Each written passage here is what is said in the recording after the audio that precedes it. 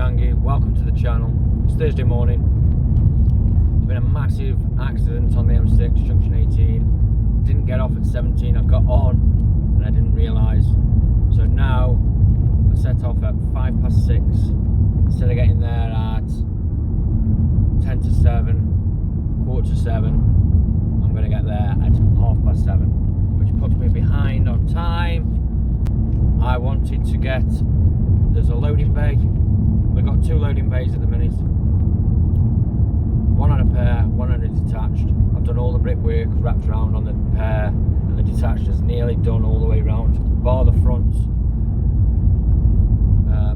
The block work has all got to be loaded, so I've got a pack a block on each one, Salcon blocks, the 630 long, the 60 in each pack.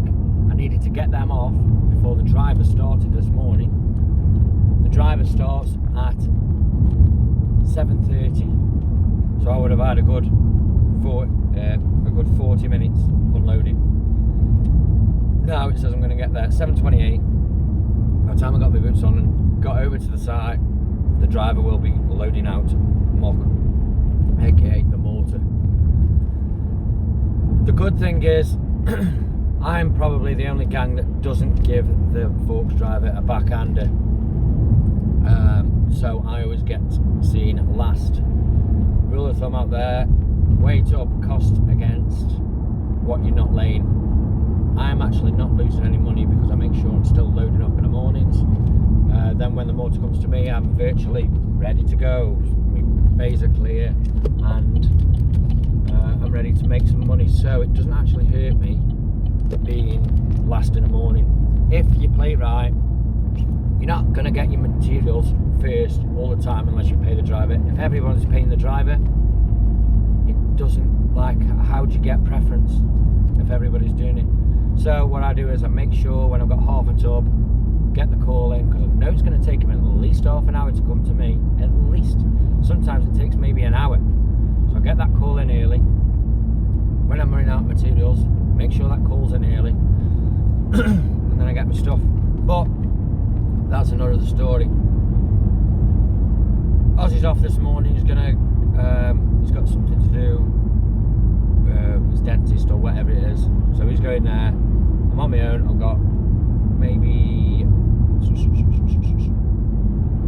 I want to say 8 courses of brickwork left on one side of the detached property. As soon as I've done that brickwork, and one former to put in, as soon as I've done that, I'm going to start going on the block work. But as soon as I get to site, it's going to be a block work, load out, 120 blocks, or until I get my mortar. I don't care. I just need to get one of them packs off, and we'll see what happens. But my plan today is to finish my brickwork and at least get a couple of corners built, block work on the semi, and running a gable. That'd be ideal. So we'll see what happens today, but not a good start already. I'll fill in with you after work to tell you what's going on. So this morning I've got 8 courses to put on this side, and then I can move around, probably 200 brick. I'll just show you now. So just there, up to the window, up to this reveal, and then I'll move around again. I could just do the front of this plot in brick and then move around and do block on the other one, but we'll see. So today is Friday. Yesterday I was on my own up until half a day. Ozzy came back. I'd boxed off some brickwork on the plot. On one of the plots, a Goodrich type. There was about a couple hundred bricks in there. Then I went back and loaded up a corner, back corner on one plot. It's a pair, so I loaded up the back corner with 40 blocks. Put the corner in. That's how many blocks it takes for one corner. 8 high. Did that, went across, did the opposite corner in the other plot. I like to do it that way because I like to pull the 2 lines between the plots, so it's nice and true straight for when the roof goes on. That's probably the best way to do it, and you will get your levels bang on right through the plots, rather than building one plot party wall and one plot party wall. It's probably not the best way.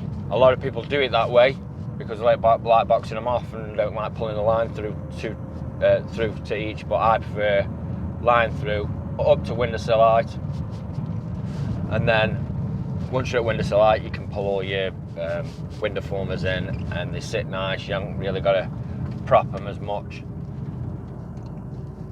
Blockwork will grab the middles and then you can build up your pillars after.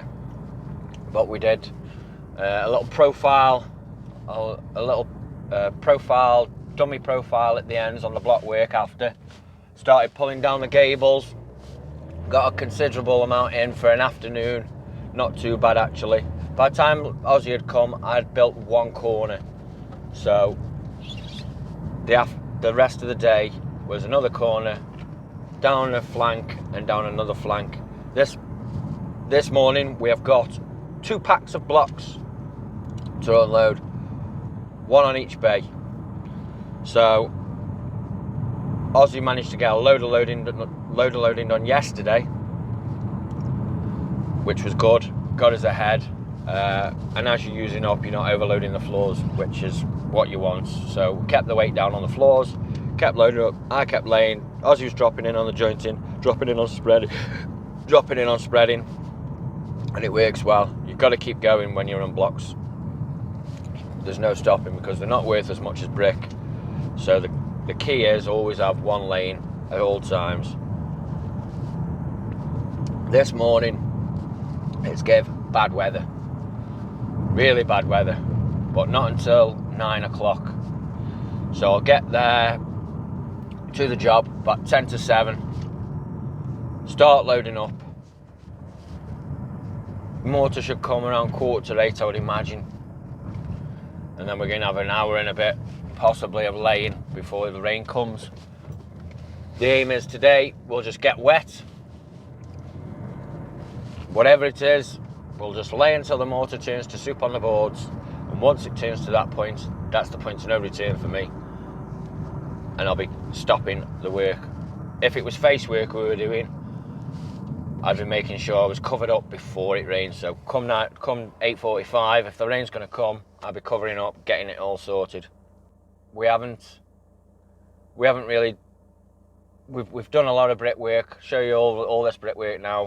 A lot of brickwork gone in, but we've had a half day Monday, a half day Tuesday, Wednesday was a full day, Thursday was a full day for me, and today's going to be just a morning, so not many hours put in this week. Total hours are right here on the screen. Well, it's just 10 past 9, back in the car. The silos aren't working. The problem is the pump. They've moved the silos over, and what they were doing before, because they were on mains water, they've moved it over and now they're on a water cube. They've lifted it up high and try and get the pressure that way. But it's not mixing the mortar right, there's not enough pressure in it, so they've bought a pump. They've tried to connect it up this morning instead of doing it last night, and it will not work. So no mortar. We've loaded out a load of blocks, we've loaded out some thin brick, we've had to tidy up, and there's not anything else we can do. We've left a pack of block on the bay ready for Monday morning to do some loading, because we don't want them standing, and it keeps them covered up. So this week hasn't been great. It's not been a very productive week, but what can you do? Not a lot. Cut your losses. We've been told if you stay till dinner time, you might get paid. Some day work, you might not. Nobody knows, but the rain is coming in. They know what'll happen. As soon as they say you'll pay it, the rain will come down, and the it's raining, you got to go home anyway. So you will have stayed and got not a penny. If you've got nothing to do, the other gangs, they haven't got much to do anyway. We've been loading all morning, and there's only me and Ozzy, so basically I've got cover Ozzy for a couple of hours. That ain't no big deal. The other gangs, they've got cover themselves, or, well, they just ain't getting paid at all. Doesn't make any odds. Anyway, have a good weekend, and we will see you next week. Keep it nice and easy.